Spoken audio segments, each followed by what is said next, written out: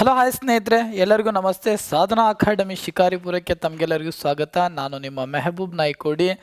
ಪರಿಸರ ವಿಜ್ಞಾನಕ್ಕೆ ಸಂಬಂಧಿಸಿದಂತಹ ಮಹಾಸಂಚಿಕೆಯಲ್ಲಿ ಮತ್ತೊಂದು ವಿಷಯದೊಂದಿಗೆ ನಾವು ಈ ತರಗತಿಯಲ್ಲಿ ಇದ್ದೀವಿ. ಹುಲಿ ಯೋಜನೆ, ಪ್ರಾಜೆಕ್ಟ್ ಟೈಗರ್ ಕುರಿತು ಈ ಒಂದು ಟಾಪಿಕ್ ತುಂಬ ಈಸಿ ಇರ್ಬೋದು, ಆದರೆ ಪರೀಕ್ಷಾ ದೃಷ್ಟಿಯಿಂದ ಪದೇ ಪದೇ ಈ ಪ್ರಶ್ನೆಯನ್ನು ಕೇಳ್ತಿರ್ತಾರೆ. ಪ್ರಾಜೆಕ್ಟ್ ಟೈಗರ್ ಕುರಿತು ಅಧ್ಯಯನ ಮಾಡೋಣ.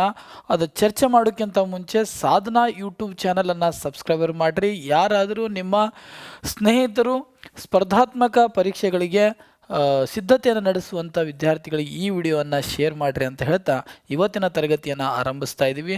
ಹುಲಿ ಯೋಜನೆ, ಪ್ರಾಜೆಕ್ಟ್ ಟೈಗರ್ ಅಂತಕ್ಕಂಥದ್ದು 1973 ಏಪ್ರಿಲ್ 1ನೇ ತಾರೀಕಿಗೆ ಪ್ರಾಜೆಕ್ಟ್ ಟೈಗರನ್ನು ಈ ದೇಶದಲ್ಲಿ ಏನಪ್ಪ ಅಂದ್ರೆ ಹುಲಿಗಳ ಸಂರಕ್ಷಣೆ ಸಲುವಾಗಿ ಹುಲಿ ಯೋಜನೆಯನ್ನು ಜಾರಿಗೆ ತರುತ್ತೆ.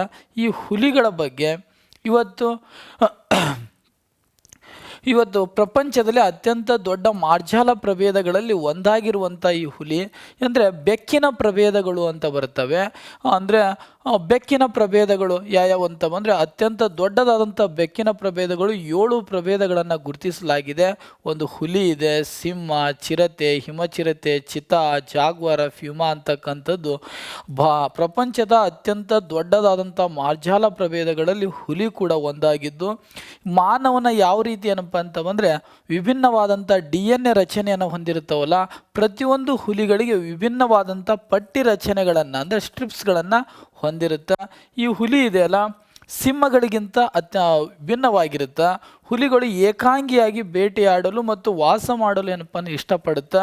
ಜೊತೆಗೆ ಈ ಹುಲಿಗಳು ಅತ್ಯುತ್ತಮವಾದಂಥ ಯೂಸುವ ಪ್ರಾಣಿಗಳಾಗಿದ್ದು ತಮ್ಮ ಕಿವಿಯ ಚಲನೆಗಳ ಮೂಲಕ ಪರಸ್ಪರ ಸಂವಹನ ಮತ್ತು ಭಾವನೆಗಳನ್ನು ಹಂಚಿಕೊಳ್ಳುತ್ತದೆ. ಈ ಹುಲಿ ಇದೆಯಲ್ಲ, ಭಾರತದ ರಾಷ್ಟ್ರೀಯ ಪ್ರಾಣಿ. 1972 ಜೂನ್ 18ಕ್ಕೆ ಏನಪ್ಪ ಅಂದ್ರೆ ಭಾರತದ ರಾಷ್ಟ್ರೀಯ ಪ್ರಾಣಿ ಅಂತ ಘೋಷಣೆ ಮಾಡಲಾಗುತ್ತೆ. ಇವತ್ತು ಪ್ರಸ್ತುತ ತೀವ್ರ ಅಳಿವಿನಂಚಿನಲ್ಲಿರುವಂತಹ ಪ್ರಾಣಿಯಾಗಿರೋದ್ರಿಂದ ಅತ್ಯಂತ ದುಃಖಕರ ಸಂಗತಿಯಾಗಿದೆ. 19ನೇ ಶತಮಾನದ ಆರಂಭದಲ್ಲಿ 40,000ಕ್ಕೂ ಅಧಿಕ ಹುಲಿಗಳು ಭಾರತದಲ್ಲಿ ಕಂಡು ಬರ್ತಾ ಇದ್ದು, ಆದರೆ 1970ರ ದಶಕದ ಸಂದರ್ಭದಲ್ಲಿ ಭಾರತದಲ್ಲಿ ಹುಲಿಗಳ ಸಂಖ್ಯೆ ಗಣನೀಯ ಪ್ರಮಾಣದಲ್ಲಿ ಇಳಿಕೆ ಆಗುತ್ತೆ. ಕೇವಲ 1,800ಕ್ಕೆ ಇಳಿಕೆ ಆಗುತ್ತೆ. ಇವತ್ತು ಪರಿಸರ ಸಮತೋಲನವನ್ನು ಕಾಪಾಡುವ ಜೀವಿಗಳನ್ನು ಅಥವಾ ಪ್ರಭೇದಗಳನ್ನು ಮೂಲೆಗಲ್ಲು ಪ್ರಭೇದ ಅಥವಾ ಕೀಟೋನ್ ಸ್ಪೀಸೀಸ್ ಅಂತ ಕರಿತೀವಿ. ಅಂದರೆ ಇವತ್ತು ಪ್ರಾಥಮಿಕ ಭಕ್ಷಕ ಪ್ರಾಣಿಗಳು ಅಥವಾ ದ್ವಿತೀಯ ಭಕ್ಷಕ ಪ್ರಾಣಿಗಳು ಸಸ್ಯಾಹಾರಿ ಪ್ರಾಣಿಗಳ ಸಂಖ್ಯೆಯನ್ನು ನಿಯಂತ್ರಣದಲ್ಲಿಟ್ಟಿದ್ದರಿಂದಲೇ ಇವತ್ತು ಜಗತ್ತು ಹಸಿರಿನಿಂದ ಕೂಡಿದೆ ಅಂತಕ್ಕಂಥದ್ದನ್ನು ನಾವು ಚರ್ಚೆ ಮಾಡ್ತೀವಿ.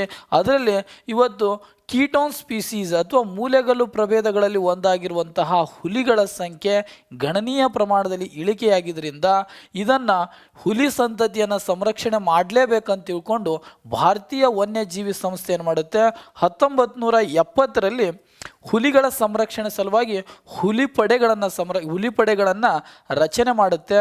1973ರಲ್ಲಿ ಭಾರತೀಯ ವನ್ಯಜೀವಿ ಸಂಸ್ಥೆ ರೂಪಿಸಿದಂಥ ಹುಲಿಯ ಕಾರ್ಯದಳ ಅಥವಾ ಹುಲಿಪಡೆಯನ್ನು ಕೇಂದ್ರವಾಗಿಟ್ಟುಕೊಂಡು ಕೇಂದ್ರ ಸರ್ಕಾರ ಏನು ಮಾಡುತ್ತೆ, ಹುಲಿಗಳ ಸಂಖ್ಯೆಯನ್ನು ಸ್ಥಿರತೆಯನ್ನು ಕಾಪಾಡಬೇಕು ಮತ್ತು ಹುಲಿಗಳನ್ನು ಸಂರಕ್ಷಣೆ ಮಾಡಬೇಕು ಮತ್ತು ಹುಲಿಗಳ ವಾಸ ಮಾಡಿರುವಂಥ ಪ್ರದೇಶಗಳನ್ನು ಸಂರಕ್ಷಣೆ ಮಾಡುವ ಸಲುವಾಗಿ 1973 ಏಪ್ರಿಲ್ 1ಕ್ಕೆ ಏನು ಮಾಡ್ತಾರೆ, ಹುಲಿ ಯೋಜನೆಯನ್ನು ಜಾರಿಗೆ ಬರುತ್ತೆ. ಈ ಹುಲಿ ಯೋಜನೆಯನ್ನು ಜಾರಿಗೆ ಬಂದಂಥ ಸಂದರ್ಭದಲ್ಲಿ ಆ ಹುಲಿ ಯೋಜನೆಯ ನಿರ್ದೇಶಕರಾಗಿ ಕಾರ್ಯನಿರ್ವಹಿಸಿದವರು ಕೈಲಾಸ್ ಸಂಕಾಲ್ ಅಂತಕ್ಕಂಥವ್ರು. ಈ ಕೈಲಾಸ್ ಸಂಕಾಲ್ನನ್ನು ಭಾರತದ ಟೈಗರ್ ಮ್ಯಾನ್ ಆಫ್ ಇಂಡಿಯಾ ಅಂತಕ್ಕಂತಹದಿಂದ ಬಿರುದಿನಿಂದ ಕರೆಯಲಾಗುತ್ತೆ. ಹಾಗಾದರೆ ಈ ಯೋಜನೆಯನ್ನು ರೂಪಿಸುವಲ್ಲೂ ಪ್ರಮುಖ ಉದ್ದೇಶಗಳೇನು ಅಂತ ಬಂದರೆ, ಭಾರತೀಯ ಸಾಂಸ್ಕೃತಿಕ ಮತ್ತು ವೈಜ್ಞಾನಿಕ ಆರ್ಥಿಕ ಮೌಲ್ಯಗಳ ರಕ್ಷಣೆಗಾಗಿ ಜೀವಿ ಪರಿಸರದ ಸಮತೋಲನ ಮತ್ತು ಸೌಂದರ್ಯಪಾಸನೆಗೆ ಅಗತ್ಯ ಇರುವಂಥ ಕಾರ್ಯ ಸಾಧ್ಯವಾಗಬಲ್ಲಂತಹ ಪ್ರಮಾಣದಲ್ಲಿ ಈ ಹುಲಿಗಳ ಸಂಖ್ಯೆಯನ್ನು ಖಚಿತಪಡಿಸುವುದು ಇದರ ಪ್ರಮುಖ ಉದ್ದೇಶವಾಗಿದೆ. ಅಂದರೆ ಪ್ರಕೃತಿಯಲ್ಲಿ ಹುಲಿಗಳ ಸಂಖ್ಯೆ ಏನಪ್ಪ ಅಂದ್ರೆ ಸ್ಥಿರತೆಯನ್ನು ಕಾಪಾಡಬೇಕು. ಹುಲಿ ಇದೆಯಲ್ಲ, ಕೀಟೋನ್ ಸ್ಪೀಸೀಸ್ ಅಂದರೆ ಪರಿಸರ ಸಮತೋಲನವನ್ನು ಕಾಪಾಡುವಲ್ಲಿ ಪ್ರಮುಖ ಪಾತ್ರ ವಹಿಸುವಂತಹ ಪ್ರಭೇದಗಳನ್ನು ಕೀಟೋನ್ ಸ್ಪೀಸೀಸ್ ಅಂತ ಕರಿತೀವಿ. ಪರಿಸರ ಸಮತೋಲನಕ್ಕಾಗಿ ಹುಲಿಗಳ ಸಂಖ್ಯೆಯನ್ನು ಏನಪ್ಪ ಅಂದ್ರೆ ಸ್ಥಿರತೆಯನ್ನು ಕಾಪಾಡುವುದು ಭಾರತದ ಸಾಂಸ್ಕೃತಿಕ, ವೈಜ್ಞಾನಿಕ, ಆರ್ಥಿಕ ಮೌಲ್ಯಗಳ ರಕ್ಷಣೆಗೋಸ್ಕರವಾಗಿ ಹುಲಿಗಳ ಸಂಖ್ಯೆ ಏನಪ್ಪ ಅಂದ್ರೆ ಸ್ಥಿರತೆಯನ್ನು ಖಾತ್ರಿಪಡಿಸುವುದು ಇದರ ಪ್ರಮುಖ ಉದ್ದೇಶವಾಗಿದೆ. ಇವತ್ತು ಹುಲಿಗಳನ್ನು ಇವತ್ತು ಶಿಕ್ಷಣ ಮತ್ತು ಮನರಂಜನೆ, ಪ್ರವಾಸೋದ್ಯಮಕ್ಕೋಸ್ಕರವಾಗಿ ಜೈವಿಕವಾಗಿ ಮಹತ್ವ ಕ್ಷೇತ್ರಗಳಲ್ಲಿ ಏನಪ್ಪ ಅಂದ್ರೆ ಭಾರತ ಪರಂಪರೆಯನ್ನು ಶಾಶ್ವತವಾಗಿ ಸಂರಕ್ಷಿಸಿಡಲು ಹುಲಿಗಳನ್ನು ಏನಪ್ಪ ಅಂತಂದರೆ ಸಂರಕ್ಷಣೆ ಮಾಡುವ ಸಲುವಾಗಿ ಹುಲಿ ಯೋಜನೆಯನ್ನು ಜಾರಿಗೆ ತಂದಿದೆ. 1973-74ರಲ್ಲಿ ಹುಲಿ ಯೋಜನೆಯನ್ನು ಜಾರಿಗೆ ಬಂದಂಥ ಸಂದರ್ಭದಲ್ಲಿ ಅಂದಿನ ಭಾರತದ ಪ್ರಧಾನಮಂತ್ರಿ ಯಾರಾಗಿದ್ದರು ಅಂತ ಬಂದರೆ ಶ್ರೀಮತಿ ಇಂದಿರಾ ಗಾಂಧಿಯವರಾಗಿದ್ದರು. ಅವತ್ತಿನ ನಿರ್ದೇಶಕರು ಯಾರಾಗಿದ್ದರು ಅಂತ ಬಂದರೆ ಕೈಲಾಸ್ ಸಂಕಾಲ್ ಅಂತಕ್ಕಂಥವ್ರು. 1973 ಏಪ್ರಿಲ್ 1ನೇ ತಾರೀಕಿಗೆ ಹುಲಿ ಯೋಜನೆಯನ್ನು ಜಾರಿಗೊಳಿಸಲಾಗುತ್ತೆ. ಆ ಹುಲಿ ಯೋಜನೆಯನ್ನು ಜಾರಿಗೊಳ್ಳುವಂಥ ಸಂದರ್ಭದಲ್ಲಿ ಈ ದೇಶದೊಳಗಡೆ ಇವತ್ತು 18 ರಾಜ್ಯಗಳಲ್ಲಿ ಹುಲಿಗಳು ಕಂಡು ಬರ್ತವೆ. ಭಾರತದಲ್ಲಿ ಪ್ರಸ್ತುತ 28 ರಾಜ್ಯಗಳ ಪೈಕಿ 18 ರಾಜ್ಯಗಳಲ್ಲಿ ಹುಲಿಗಳು ಕಂಡು ಬರ್ತವೆ. ಆ 18 ರಾಜ್ಯಗಳ ಪೈಕಿ ಹುಲಿ ಯೋಜನೆಯನ್ನು ಜಾರಿಗೆ ಬಂದಂಥ ಸಂದರ್ಭದಲ್ಲಿ ಭಾರತದಲ್ಲಿ ಹುಲಿ ಸಂರಕ್ಷಿತ ಪ್ರದೇಶಗಳ ತಾಣಗಳು 9 ತಾಣಗಳನ್ನು ಘೋಷಣೆ ಮಾಡಲಾಗಿತ್ತು. ಪ್ರಸ್ತುತ ಏನಂತಂದರೆ 58 ಹುಲಿ ಸಂರಕ್ಷಿತ ಪ್ರದೇಶಗಳಂತ ಗುರುತಿಸಲಾಗುತ್ತೆ. ಇದು ದಿನದಿಂದ ದಿನಕ್ಕೆ ಏನಾಗ್ತಾ ಇದೆ ಅಂತ ಬಂದರೆ ಹುಲಿ ಯೋಜನೆ ಏನಪ್ಪ ಅಂತ ಬಂದರೆ ಅತ್ಯಂತ ಪರಿಣಾಮಕಾರಿಯಾಗಿ ಜಾರಿಗೊಳ್ತಾ ಇದೆ. ಇದೊಂದು ಯಶಸ್ಸಿನ ಯೋಜನೆಯಾಗಿ ಮಾರ್ಪಟ್ಟಿದೆ. ಪ್ರಸ್ತುತ ಭಾರತದಲ್ಲಿ 58 ಹುಲಿ ಸಂರಕ್ಷಿತ ಪ್ರದೇಶಗಳಿದ್ದಾವೆ, 18 ರಾಜ್ಯಗಳಲ್ಲಿ ಕಂಡು ಬರುತ್ತವೆ.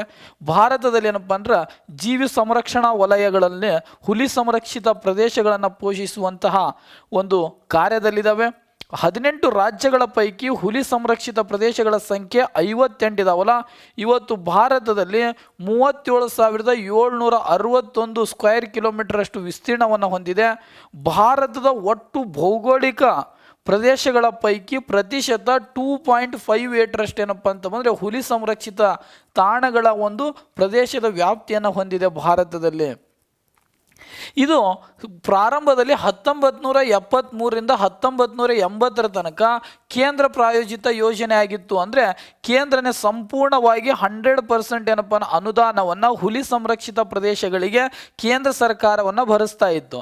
1980ರ ನಂತರ ಈಶಾನ್ಯ ಭಾರತಗಳಿಗೆ ಅಂದರೆ ಈಶಾನ್ಯ ಭಾರತ ರಾಜ್ಯಗಳದಾವಲ್ಲ, ಸಪ್ತ ಸೋದರಿ ರಾಜ್ಯಗಳು ಅಂತ ಕರಿತೀವಲ್ಲ, ಅದಕ್ಕೆ 90% ಏನಪ್ಪ ಕೇಂದ್ರ ಸರ್ಕಾರ ಖರ್ಚನ್ನು ಭರಿಸಿದರೆ 10% ಏನಪ್ಪ ರಾಜ್ಯ ಸರ್ಕಾರಗಳು ಭರಿಸ್ತವೆ.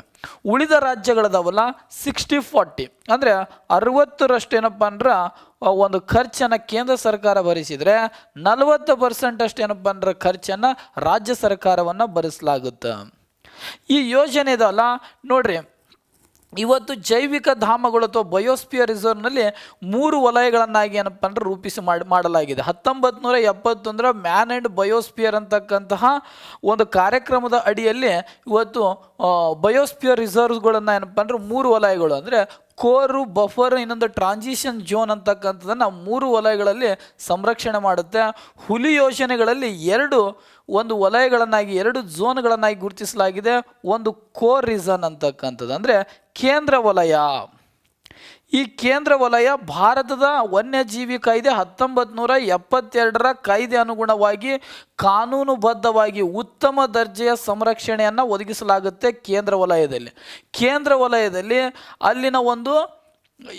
ಅಲ್ಲಿನ ವನ್ಯಜೀವಿಗಳಿಗಾಗಲಿ ಅಲ್ಲಿನ ಒಂದು ಯಾವುದೇ ಒಂದು ಜೈವಿಕಗಳಿಗೆ ಏನಪ್ಪ ತೊಂದರೆ ಆದರೆ ಕಠಿಣ ಮಟ್ಟದ ಏನಪ್ಪ ಅಂದರೆ ಕಠಿಣ ಮಟ್ಟದ ಕಾನೂನು ಶಿಕ್ಷೆಗೆ ಗುರಿ ಒಳಪಡಿಸಲಾಗುತ್ತೆ. ಇಲ್ಲಿ ಮಾನವನ ಅಭಿವೃದ್ಧಿ ಚಟುವಟಿಕೆಗಳಾಗಲಿ ಅಥವಾ ಪ್ರವಾಸೋದ್ಯಮ ಕೇಂದ್ರಕ್ಕಾಗಲಿ ಅಥವಾ ಯಾವುದೇ ಅರಣ್ಯ ಉತ್ಪನ್ನಗಳಿಗಾಗಲಿ ಸಂಪೂರ್ಣವಾಗಿ ನಿಷೇಧಿಸಲಾಗಿದೆ. ಉತ್ತಮ ದರ್ಜೆಯ ಸಂರಕ್ಷಣೆಯನ್ನು ಒದಗಿಸಲಾಗುತ್ತೆ. ಈ ಕೋರ್ ಅಂತಕ್ಕಂತಹ ಮೇನ್ಲ್ಯಾಂಡ್ ಸೋರ್ಸ್ ಪಾಪ್ಯುಲೇಷನಲ್ಲಿ. ಇದೇ ರೀತಿ ಬಫರ್ ಝೋನ್ ಅಂತಕ್ಕಂಥ ಬರುತ್ತಲ್ಲ, ತಟಸ್ಥ ವಲಯದಲ್ಲಿ ಇವತ್ತು ಶಿಕ್ಷಣಕ್ಕೆ, ಸಂಶೋಧನೆಗೆ, ಆನುವಂಶಿಕ ವಸ್ತುಗಳನ್ನು ನಿರ್ವಹಣೆ ಮಾಡೋಕ್ಕೆ, ಪ್ರವಾಸೋದ್ಯಮಕ್ಕೆ ಏನಪ್ಪ ಅವಕಾಶವನ್ನು ಕೊಟ್ಟಿದ್ದಾರೆ. ಮಾನವನ ಸೀಮಿತವಾದ ಹಸ್ತಕ್ಷೇಪಕ್ಕೆ ಅವಕಾಶವನ್ನು ನೀಡಲಾಗಿದೆ. ಎಲ್ಲಿ ಅಂತ ಬಂದರೆ ತಟಸ್ಥ ವಲಯದಲ್ಲಿ.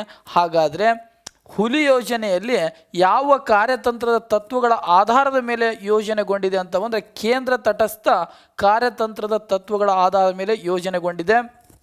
ಯೋಜಿತಗೊಂಡಿದೆ.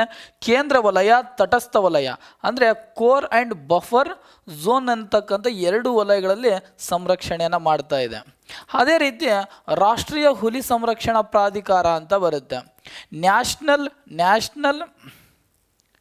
ನ್ಯಾಷನಲ್ ಟೈಗರ್ ಕನ್ಸರ್ವೇಷನ್ ಅಥಾರಿಟಿ ಅಂತಕ್ಕಂಥದ್ದು ಭಾರತದಲ್ಲಿ ಅಂದರೆ ಇಡೀ ಜಗತ್ತಿನಲ್ಲಿ ವನ್ಯಜೀವಿ ಸಂರಕ್ಷಣೆಗಾಗಿ ಕಾಯ್ದೆ ರೂಪಿಸಿದ ಜಗತ್ತಿನ ಮೊಟ್ಟ ಮೊದಲ ರಾಷ್ಟ್ರ ನಮ್ಮ ಭಾರತ. ಆ ಒಂದು ಕಾಯ್ದೆ ಅಡಿಯಲ್ಲಿ 2006ರಲ್ಲಿ ತಿದ್ದುಪಡಿಯನ್ನು ತಂದು ವನ್ಯಜೀವಿ ಸಂರಕ್ಷಣಾ ಕಾಯ್ದೆಗೆ ತಿದ್ದುಪಡಿ ತರ್ತಾರೆ. ಕಾಯ್ದೆ 2006ರ ಅಡಿಯಲ್ಲಿ ರಾಷ್ಟ್ರೀಯ ಹುಲಿ ಸಂರಕ್ಷಣಾ ಪ್ರಾಧಿಕಾರವನ್ನು ಸ್ಥಾಪಿಸ್ತಾರೆ. ಇದೊಂದು ಶಾಸನಬದ್ಧ ಸಂಸ್ಥೆಯಾಗಿದೆ. ಭಾರತ ಸಂವಿಧಾನದಲ್ಲಿ 3 ರೀತಿಯಾದಂಥ ಸಂಸ್ಥೆಗಳಿದ್ದಾವೆ: ಸಂವಿಧಾನಾತ್ಮಕ ಸಂಸ್ಥೆಗಳು, ಶಾಸನಬದ್ಧ ಸಂಸ್ಥೆಗಳು ಮತ್ತು ಇನ್ನೊಂದು ಸಂವಿಧಾನೇತರ ಸಂಸ್ಥೆಗಳು ಅಂತಕ್ಕಂಥದ್ದು. ಸಂವಿಧಾನಾತ್ಮಕ ಸಂಸ್ಥೆಗಳು ಅಂತ ಬಂದರೆ ಭಾರತ ಸಂವಿಧಾನದ ಮೂಲ ನಿಯಮಾವಳಿಗಳ ಆಧಾರದ ಮೇಲೆ ಸ್ಥಾಪನೆಯಾದಂಥ ಸಂಸ್ಥೆಗಳನ್ನ ಸಂವಿಧಾನಾತ್ಮಕ ಸಂಸ್ಥೆಗಳು ಅಂತ ಕರಿತೀವಿ. ಸ್ವನಿರ್ಣಯವನ್ನು ಕೈಗೊಳ್ಳುವಂತಹ ಸಂಸ್ಥೆಗಳು. ಮತ್ತೇನಂತ ಬಂದರೆ ಇದು ಅಧಿಕಾರ ಏನಪ್ಪ ಅಂದ್ರೆ ಯಾವುದೇ ಕೇಂದ್ರ ಸರ್ಕಾರವಾಗಲಿ ರಾಜ್ಯ ಸರ್ಕಾರವಾಗಲಿ ಯಾವುದೇ ಹಸ್ತಕ್ಷೇಪಗಳು ಇರುವುದಿಲ್ಲ. ಫಾರ್ ಎಕ್ಸಾಂಪಲ್ ಚುನಾವಣಾ ಆಯೋಗ ಆಗಿರ್ಬೋದು, ಮಹಾಲೇಖಪಾಲರು ಆಗಿರ್ಬೋದು, ಅದೇ ರೀತಿ ಪರಿಶಿಷ್ಟ ಪಂಗಡಗಳ ಆಯೋಗ, ಪರಿಶಿಷ್ಟ ಜಾತಿಗಳ ಆಯೋಗ, ಹಿಂದುಳಿದ ವರ್ಗಗಳ ಆಯೋಗ, ಇವು ಸಂವಿಧಾನಾತ್ಮಕ ಸಂಸ್ಥೆಗಳು. ಶಾಸನಾತ್ಮಕ ಸಂಸ್ಥೆಗಳು ಅಂತ ಬಂದರೆ ಸಂಸತ್ತಿನ ಅನುಮೋದನೆದೊಂದಿಗೆ ಸ್ಥಾಪನೆಯಾದಂಥ ಸಂಸ್ಥೆಗಳನ್ನು ಶಾಸನಬದ್ಧ ಸಂಸ್ಥೆಗಳು ಅಂತಲೂ ಓದ್ತೀವಿ. ನ್ಯಾಷನಲ್ ಗ್ರೀನ್ ಟ್ರಿಬ್ಯುನಲ್ಸ್ಗಳಾಗಿರ್ಬೋದು, ಅದೇ ರೀತಿ ನ್ಯಾಷನಲ್ ಡಿಸಾಸ್ಟರ್ ಮ್ಯಾನೇಜ್ಮೆಂಟ್ ಆಗಿರ್ಬೋದು, ನ್ಯಾಷನಲ್ ಟೈಗರ್ ಕನ್ಸರ್ವೇಷನ್ ಅಥಾರಿಟಿ ಕೂಡ ಏನಪ್ಪ ಶಾಸನಬದ್ಧ ಸಂಸ್ಥೆಯಾಗಿದೆ. ಇನ್ನೊಂದು ಸಂವಿಧಾನೇತರ ಸಂಸ್ಥೆ ಅಂತ ಬಂದರೆ ಕೇಂದ್ರದ ಕಾರ್ಯಾಂಗದ ಅನುಮೋದನೆದೊಂದಿಗೆ ಸ್ಥಾಪನೆಯಾದಂಥ ಸಂಸ್ಥೆಗಳನ್ನು ಸಂವಿಧಾನೇತರ ಸಂಸ್ಥೆಗಳು ಅಂತ ಕರಿತೀವಿ. ಇವತ್ತು ನೀತಿ ಆಯೋಗ ಆಗಿರ್ಬೋದು, ಲೋಕಪಾಲ್ಗಳು ಸಂವಿಧಾನೇತರ ಸಂಸ್ಥೆಗೆ ಉದಾಹರಣೆಯಾಗಿದ್ದಾವೆ. ಹಾಗಾದರೆ ನ್ಯಾಷನಲ್ ಟೈಗರ್ ಕನ್ಸರ್ವೇಷನ್ ಅಥಾರಿಟಿ ಅಂತಕ್ಕಂಥ ಒಂದು ಸಂಸ್ಥೆ ಇದೆಯಲ್ಲ, ಇದು ಯಾವ ರೀತಿಯ ಸಂಸ್ಥೆ ಅಂತ ಅಂದರೆ ಶಾಸನಬದ್ಧವಾದಂಥ ಸಂಸ್ಥೆಯಾಗಿದೆ. ಭಾರತದಲ್ಲಿ ಇದರ ಒಂದು ಪ್ರಮುಖ ಕಾರ್ಯ ಏನು ಅಂತ ಬಂದರೆ ಭಾರತದಲ್ಲಿರುವಂಥ ಪ್ರಸ್ತುತ 58 ಹುಲಿ ಸಂರಕ್ಷಿತ ಪ್ರದೇಶಗಳನ್ನು ಸಂರಕ್ಷಣೆ ಮಾಡುವ ಜವಾಬ್ದಾರಿಯನ್ನು ಹೊಂದಿದೆ ಮತ್ತು ಪ್ರತಿ 4 ವರ್ಷಗೊಮ್ಮೆ ಭಾರತೀಯ ವನ್ಯಜೀವಿ ಸಂಸ್ಥೆಯ ಜೊತೆಗೂಡಿ 4 ವರ್ಷಗೊಮ್ಮೆ ಹುಲಿ ಗಣತಿಯನ್ನು ಪ್ರಕಟಿಸಬೇಕಾಗುತ್ತೆ. ಇದರ ಜೊತೆಗೆ ರಾಜ್ಯಗಳ ಹುಲಿ ಸಂರಕ್ಷಣಾ ಅಂದರೆ ಹುಲಿ ಯೋಜನೆ ಯಾವ ರೀತಿ ರಾಜ್ಯದಲ್ಲಿ ಜಾರಿಯಲ್ಲಿದೆ ಅದರ ಬಗ್ಗೆ ಪರಿಶೀಲನೆ ಕೂಡ ಮಾಡುತ್ತೆ ನ್ಯಾಷನಲ್ ಟೈಗರ್ ಕನ್ಸರ್ವೇಷನ್ ಅಥಾರಿಟಿ. ಇದಕ್ಕೆ ಕೇಂದ್ರದ ಪರಿಸರ, ಅರಣ್ಯ, ಹವಾಮಾನ ಬದಲಾವಣೆಯ ಸಚಿವರು ಇದಕ್ಕೆ ಪದನಿಮಿತ್ತ ಅಧ್ಯಕ್ಷರಾಗಿ ಕಾರ್ಯನಿರ್ವಹಿಸ್ತಾರೆ. ಪ್ರಸ್ತುತ ಕೇಂದ್ರದ ಪರಿಸರ, ಅರಣ್ಯ, ಹವಾಮಾನ ಬದಲಾವಣೆಯ ಸಚಿವರು ಯಾರು ಅಂತ ಬಂದರೆ ಭೂಪೇಂದ್ರ ಯಾದವ್ ಅಂತಕ್ಕಂಥವ್ರು. ಕರ್ನಾಟಕದಲ್ಲಿ ಅರಣ್ಯ ಸಚಿವರು ಯಾರು ಅಂತ ಬಂದರೆ ಈಶ್ವರ್ ಖಂಡ್ರೆ ಅಂತಕ್ಕಂಥದ್ದನ್ನು ನೆನಪಿನಲ್ಲಿಡಬೇಕಾಗುತ್ತೆ. ನ್ಯಾಷನಲ್ ಟೈಗರ್ ಕನ್ಸರ್ವೇಷನ್ ಅಥಾರಿಟಿ ಇದೆಯಲ್ಲ, ಪ್ರತಿ ವರ್ಷ ಏನಪ್ಪ ಅಂದ್ರೆ ಜೀವ ವೈವಿಧ್ಯತಾ ಪ್ರಶಸ್ತಿಯನ್ನು ನೀಡಲಾಗುತ್ತೆ. ಜೀವ ವೈವಿಧ್ಯ ಪ್ರಶಸ್ತಿಯನ್ನು ನೀಡುತ್ತೆ. ಯಾರಿಗೆ ಅಂತ ಬಂದರೆ ಉತ್ತಮ ಪರಿಸರ ಕಾರ್ಯದಲ್ಲಿ ತೊಡಗಿರುವಂತಹ ವ್ಯಕ್ತಿಗಳ, ಸರ್ಕಾರಿ ಸಂಸ್ಥೆ ಮತ್ತು ಏನಪ್ಪ ಅಂದ್ರೆ ಖಾಸಗಿ ನಾಯಕರಿಗೆ ಮತ್ತು ಸಂಸ್ಥೆಗೆ ಈ ಪ್ರಶಸ್ತಿಯನ್ನು ನೀಡುತ್ತೆ. ಹಾಗಾದರೆ ಈ ಹುಲಿ ಗಣತಿ ಅಂತ ಬರುತ್ತೆ, ಅಂದರೆ ಟೈಗರ್ ಸೆನ್ಸಸ್ ಅಂತ ಬರುತ್ತೆ. ಅಂದರೆ ಜೀವಿ ಪರಿಸರ ವ್ಯವಸ್ಥೆಯ ಮಜಲುಗಳ ಪೈಕಿ ಪ್ರಭೇದ ಮತ್ತು ಪಾಪ್ಯುಲೇಷನ್ ಅಂತ ಬರುತ್ತಲ್ಲ, ತಮ್ಮಲ್ಲೇ ಪ್ರಜನಕ್ರಿಯೆ ನಡೆಸಿ ಫಲವಂತಿಕೆ ಪೀಳಿಗೆಯನ್ನು ಸೃಷ್ಟಿ ಮಾಡಬಲ್ಲಂಥ ಸಾಮರ್ಥ್ಯ ಹೊಂದಿರುವಂಥ ಜೀವಿಗಳ ಗುಂಪಿಗೆ ಪ್ರಭೇದ ಅಂತ ಕರಿತೀವಿ. ಒಂದೇ ಪ್ರಭೇದಕ್ಕೆ ಸೇರಿರುವ ಒಟ್ಟಾರೆ ಸಂಖ್ಯೆಯನ್ನು ನಾವೇನಂತ ಕರಿತೀವಿ ಅಂತ ಬಂದರೆ ಜೀವಿ ಸಂದಣಿ ಅಂತ ಕರಿತೀವಿ ಅಥವಾ ಪಾಪ್ಯುಲೇಷನ್ ಅಂತ ಕರಿತೀವಿ. The study of population is called ecology ಅಂತಕ್ಕಂಥದ್ದನ್ನ ಅಧ್ಯಯನ ಮಾಡ್ತೀವಿ. ಮುಂದೆ ಒಂದು ಪ್ರದೇಶದಲ್ಲಿ ಕಂಡು ಬರುವಂತಹ ಎಲ್ಲ ಪ್ರಭೇದಗಳ ಒಟ್ಟಾರೆ ಸಂಖ್ಯೆಗೆ ಏನಂತ ಕರಿತೀವಿ ಅಂತ ಬಂದರೆ ಬಯೋ ಕಮ್ಯುನಿಟಿ ಅಥವಾ ಜೀವಿ ಸಮುದಾಯ ಅಂತ ಕರಿತೀವಿ. ಒಂದೇ ಪ್ರಭೇದಕ್ಕೆ ಸೇರುವ ಪ್ರಭೇದ ಅಂತ ಬಂದರೆ ತಮ್ಮಲ್ಲೇ ಪ್ರಜನಕ್ರಿಯೆ ಅಂದ್ರೆ ಲೈಂಗಿಕವಾಗಿ ಅಲೈಂಗಿಕವಾಗಿ ಅಂದರೆ ಮುಂದಿನ ಪೀಳಿಗೆ ಅಂದರೆ ನೆಕ್ಸ್ಟ್ ಜನ್ರೇಷನನ್ನು ಸೃಷ್ಟಿ ಮಾಡಬಲ್ಲ ಸಾಮರ್ಥ್ಯ ಇರುವಂಥ ಜೀವಿಗಳ ಗುಂಪಿಗೆ ನಾವು ಪ್ರಭೇದ ಅಂತ ಕರಿತೀವಿ. ಒಂದೇ ಪ್ರಭೇದಕ್ಕೆ ಸೇರಿರುವ ಒಟ್ಟಾರೆ ಸಂಖ್ಯೆಗೆ ಏನಂತ ಕರಿತೀವಿ ಅಂತ ಬಂದರೆ ಪಾಪ್ಯುಲೇಷನ್ ಅಂತ ಕರಿತೀವಿ. The study of population is called ecology ಅಂತ ಕರಿತೀವಿ. ಈ ಹುಲಿ ಗಣತಿ ಇದೆಯಲ್ಲ, ಈ ಹುಲಿ ಗಣತಿಯನ್ನು ಈ ಹುಲಿ ಯೋಜನೆಯನ್ನು ಜಾರಿಗೆ ಬಂದಿದ್ದು 1973 ಏಪ್ರಿಲ್ 1ಕ್ಕೆ. ಅವಾಗಿನ ಇಂದಿರಾ ಗಾಂಧಿಯವರು ಪ್ರಧಾನಮಂತ್ರಿ ಇರ್ತಾರೆ. ಅಖಿಲ ಭಾರತ ಹುಲಿ ಗಣತಿಯನ್ನು ಪ್ರತಿ 4 ವರ್ಷಕ್ಕೊಮ್ಮೆ ನಡೆಸಲಾಗುತ್ತೆ. ಇದು ಯಾರು ನಡೆಸ್ತಾರೆ ಅಂತ ಬಂದರೆ ನ್ಯಾಷನಲ್ ಟೈಗರ್ ಕನ್ಸರ್ವೇಷನ್ ಅಥಾರಿಟಿ ಮತ್ತೇನಂತ ಬಂದರೆ ಭಾರತೀಯ ವನ್ಯಜೀವಿ ಸಂಸ್ಥೆ ಜೊತೆಗೂಡಿ ರಾಷ್ಟ್ರೀಯ ಹುಲಿ ಸಂರಕ್ಷಣಾ ಪ್ರಾಧಿಕಾರ ಸಂಸ್ಥೆ ಏನಪ್ಪ ಘೋಷಣೆ ಮಾಡುತ್ತೆ. ಈ ಹುಲಿ ಗಣತಿಯನ್ನು ಮಾಡುವಂಥ ಸಂದರ್ಭದಲ್ಲಿ ಅನುಸರಿಸುವಂಥ ಮಾನದಂಡಗಳು ಯಾವುವು ಅಂತ ಬಂದರೆ ಹುಲಿಯ ಹೆಜ್ಜೆ ಗುರುತುಗಳು, ಹುಲಿಯ ಏನಪ್ಪ DNA ವಿಶ್ಲೇಷಣೆ ಮಾಡ್ತಾರೆ, ಹುಲಿಯ ಲದ್ದಿಯನ್ನು ವಿಶ್ಲೇಷಣೆ ಮಾಡ್ತಾರೆ, ಹೌದಾ. ಮತ್ತು ಹುಲಿಗಳೇನಪ್ಪ ಅಂದ್ರೆ ಗಡಿಯ ಏನು ಪಾದಗಳ ಹೆಜ್ಜೆ ಗುರುತಿನ ಪ್ರದೇಶವನ್ನು ಏನಪ್ಪ ಅಂದ್ರೆ ಗುರುತಿಸಿ ಪ್ರತಿ 4 ವರ್ಷಕ್ಕೊಮ್ಮೆ ಏನಪ್ಪ ಅಂದ್ರೆ ಹುಲಿ ಗಣತಿಯನ್ನು ಮಾಡ್ತಾರೆ. ಆದರೆ 2006ರಲ್ಲಿ ಮೊದಲ ಹುಲಿ ಗಣತಿಯನ್ನು ಕೈಗೊಳ್ಳಲಾಗುತ್ತೆ. ಗಣತಿಯನ್ನು ಕೈಗೊಳ್ಳುವಂಥ ಸಂಸ್ಥೆ ರಾಷ್ಟ್ರೀಯ ಹುಲಿ ಸಂರಕ್ಷಣಾ ಪ್ರಾಧಿಕಾರ, ಭಾರತೀಯ ವನ್ಯಜೀವಿ ಸಂಸ್ಥೆ. MSTRIPS ಅಂತಕ್ಕಂಥ ಒಂದು ತಂತ್ರಾಂಶ ಇದೆ, monitoring system for tiger intensive protection and ecological status ಅಂತಕ್ಕಂಥದ್ದು. ಈ ತಂತ್ರಾಂಶ ಹುಲಿ ಸಂರಕ್ಷಿತ ಪ್ರದೇಶಗಳನ್ನು ನಿರ್ವಹಣೆಗೆ ಸಂಬಂಧಿಸಿದಂಥ ತಂತ್ರಾಂಶವಾಗಿದೆ. ಇದು ಪದೇ ಪದೇ ಪ್ರಶ್ನೆಯನ್ನು ಕೇಳ್ತಾನೆ, ಇದರ ವಿಸ್ತೃತ ರೂಪನ್ನು ಕೇಳ್ತಾನೆ, ಇದು ಯಾವುದಕ್ಕೆ ಸಂಬಂಧಿಸಿದೆ ಅಂತ ಕೇಳ್ತಾರೆ. Monitoring system for tiger intensive protection and ecological status. ಇದು ಇದರ ಏನಂತ ಬಂದರೆ ಹುಲಿ ಸಂರಕ್ಷಿತ ಪ್ರದೇಶಗಳನ್ನು ನಿರ್ವಹಣೆ ಮಾಡುವಂಥ ತಂತ್ರಾಂಶವಾಗಿದೆ. ಹಾಗಾದರೆ ಭಾರತದಲ್ಲಿ ಮೊಟ್ಟ ಮೊದಲ ಬಾರಿಗೆ ಹುಲಿ ಗಣತಿಯನ್ನು ನಡೆಸಿದಂಥ ವರ್ಷ, ಪ್ರಥಮ ಹುಲಿ ಗಣತಿ ಮಾಡಿದ್ದು 2006ರಲ್ಲಿ ಫಸ್ಟ್. 2010ರಲ್ಲಿ ಏನಪ್ಪ ಅಂದರೆ ಎರಡನೇ ಗಣತಿ ಆಗುತ್ತೆ. 2014ರಲ್ಲಿ ಮೂರನೇ ಗಣತಿ ಆಗಿರುವಂಥ ಸಂದರ್ಭದಲ್ಲಿ ಭಾರತದಲ್ಲಿ ಹುಲಿಗಳ ಸಂಖ್ಯೆ 2226 ಹುಲಿಗಳು ಭಾರತದಲ್ಲಿ ಕಂಡು ಬರ್ತಾ ಇದ್ದು. 4ನೇ ಹುಲಿ ಗಣತಿ 2018ರಲ್ಲಿ ಆಗುತ್ತೆ. 2967 ಹುಲಿಗಳು. 2018ರ ಹುಲಿ ಗಣತಿಯಲ್ಲಿ ಬಾಂಗ್ಲಾದೇಶ, ನೇಪಾಳ, ಭೂತಾನ ದೇಶಗಳ ಸಹಭಾಗಿತ್ವದಲ್ಲಿ ನ್ಯಾಷನಲ್ ಟೈಗರ್ ಕನ್ಸರ್ವೇಷನ್ ಅಥಾರಿಟಿಯನ್ನು ಮಾಡಿರುತ್ತೆ, ಹುಲಿ ಗಣತಿಯನ್ನು ಮಾಡಿರುತ್ತೆ. ಇಲ್ಲಿ ಪ್ರಾದೇಶಿಕವಾಗಿ ವಿಂಗಡಿಸಲಾಗುತ್ತೆ. 2018ರ 4ನೇ ಹುಲಿ ಗಣತಿಯಲ್ಲಿ ಕೇಂದ್ರ ಭಾಗದ ಪೂರ್ವ ಘಟ್ಟಗಳು ಏನಂತ ಬಂದರೆ 1033 ಹುಲಿಗಳು ಕಂಡು ಬರ್ತಾ ಇದ್ದು, ಪಶ್ಚಿಮ ಘಟ್ಟದಲ್ಲಿ 981 ಹುಲಿಗಳು, 666 ಹುಲಿಗಳು ಶಿವಾಲಿಕ್ ಪಾದ ಬೆಟ್ಟದಲ್ಲಿ ಕಂಡು ಬರ್ತಾ ಇದ್ದು. ಮುಂದೆ 2022ರ 5ನೇ ಹುಲಿ ಗಣತಿ 3682 ಹುಲಿಗಳು ಕಂಡು ಬರ್ತಾ ಇದ್ದಾವೆ. 3682 ಹುಲಿಗಳು ಕಂಡು ಬರ್ತಾ ಇದ್ದಾವೆ. ಹಾಗಾದರೆ 4ನೇ ಹುಲಿ ಗಣತಿಗೂ ಮತ್ತು 5ನೇ ಹುಲಿ ಗಣತಿಗೆ ಹುಲಿಗಳ ಸಂಖ್ಯೆ ಏರಿಕೆ ಪ್ರಮಾಣ ಎಷ್ಟಂತ ಬಂದರೆ 2018 ಮತ್ತು 2022ಕ್ಕೆ ನಾವು ಹೋಲಿಸಿದಾಕರ ಪ್ರತಿಶತ 33ರಷ್ಟು ಹುಲಿಗಳ ಸಂಖ್ಯೆ ಏನಾಗಿದ್ದಾವೆ, ಏರಿಕೆಯನ್ನು ಕಂಡಿದೆ. ಹಾಗಾದರೆ ಜಗತ್ತಿನಲ್ಲಿ ಒಟ್ಟು ಹುಲಿಗಳಲ್ಲಿ ಅಂದರೆ ಜಗತ್ತಿನಲ್ಲಿ ಕಂಡುಬರುವಂಥ ಒಟ್ಟು ಹುಲಿಗಳ ಪೈಕಿ ಪ್ರತಿಶತ 70ರಷ್ಟು ಹುಲಿಗಳು ಭಾರತದಲ್ಲಿ ಕಂಡು ಬರ್ತಾ ಇದ್ದಾವೆ. ಹಾಗಾದರೆ ಜಗತ್ತಿನಲ್ಲಿ ಅತಿ ಹೆಚ್ಚು ಹುಲಿಗಳನ್ನು ಹೊಂದಿರುವಂಥ ದೇಶ ಯಾವುದು ಅಂತ ಬಂದರೆ ಭಾರತ, 2ನೇ ಸ್ಥಾನದಲ್ಲಿ ರಷ್ಯಾ ಇದೆ, 3ನೇ ಸ್ಥಾನದಲ್ಲಿ ಇಂಡೋನೇಷ್ಯಾ ಇದೆ. ಹಾಗಾದರೆ ಈ ಹುಲಿಗಣತಿ 2022ರ ಹುಲಿಗಣತಿಯ ಪ್ರಕಾರ ಭಾರತದಲ್ಲಿ ಹುಲಿಗಳ ಸಂಖ್ಯೆ ಎಷ್ಟು ಅಂತ ಬಂದರೆ 3682 ಹುಲಿಗಳಿದ್ದಾವೆ. 2018ರಲ್ಲಿ 2967 ಹುಲಿಗಳಿದ್ದು. ಅತಿ ಹೆಚ್ಚು ಪ್ರಾದೇಶಿಕವಾಗಿ ಎಲ್ಲಿ ಕಂಡು ಬರ್ತಾವೆ ಅಂತ ಬಂದರೆ ಕೇಂದ್ರ ಭಾಗದ ಪೂರ್ವ ಘಟ್ಟದಲ್ಲಿ ಅತ್ಯಧಿಕ ಪ್ರಮಾಣದ ಹುಲಿಗಳು ಕಂಡು ಬರ್ತಾವೆ. ಅದರಲ್ಲಿ ರಾಜ್ಯವಾರವನ್ನು ನೋಡಿದಂಥ ಸಂದರ್ಭದಲ್ಲಿ 2022ರ ಹುಲಿಗಣತಿಯ ಪ್ರಕಾರ ಅತಿ ಹೆಚ್ಚು ಹುಲಿಗಳನ್ನು ಹೊಂದಿರುವಂಥ ರಾಜ್ಯ ಮಧ್ಯಪ್ರದೇಶನಲ್ಲಿ 785 ಹುಲಿಗಳು. 2ನೇ ಸ್ಥಾನದಲ್ಲಿ ಕರ್ನಾಟಕ ಇದೆ, 563 ಹುಲಿಗಳು. ನೋಡಿ, ಮಧ್ಯಪ್ರದೇಶನಲ್ಲಿ ಮೊದಲಿಗೆ 2018ರ ಹುಲಿಗಣತಿಯ ಪ್ರಕಾರ ಮಧ್ಯಪ್ರದೇಶನಲ್ಲಿ 526 ಹುಲಿಗಳು ಕಂಡು ಬರ್ತಾ ಇದ್ದು, ಈಗ ಪ್ರಸ್ತುತ 785 ಹುಲಿಗಳು ಕಂಡು ಬರ್ತಾ ಇದ್ದಾವೆ. ಕರ್ನಾಟಕದಲ್ಲಿ 563 ಹುಲಿಗಳು ಪ್ರಸ್ತುತ ಕಂಡು ಬಂದರೆ, ಹಿಂದಿನ ಅಂತ ಬಂದರೆ 2018ರಲ್ಲಿ 524 ಹುಲಿಗಳು ಕಂಡು ಬರ್ತಾ ಇದ್ದು. ಉತ್ತರಾಖಂಡ್ 560 3ನೇ ಸ್ಥಾನದಲ್ಲಿದೆ. 4ನೇ ಸ್ಥಾನದಲ್ಲಿ ಮಹಾರಾಷ್ಟ್ರ ಇದೆ. 444 ಹುಲಿಗಳು ಕಂಡು ಬರ್ತಾ ಇದ್ದಾವೆ.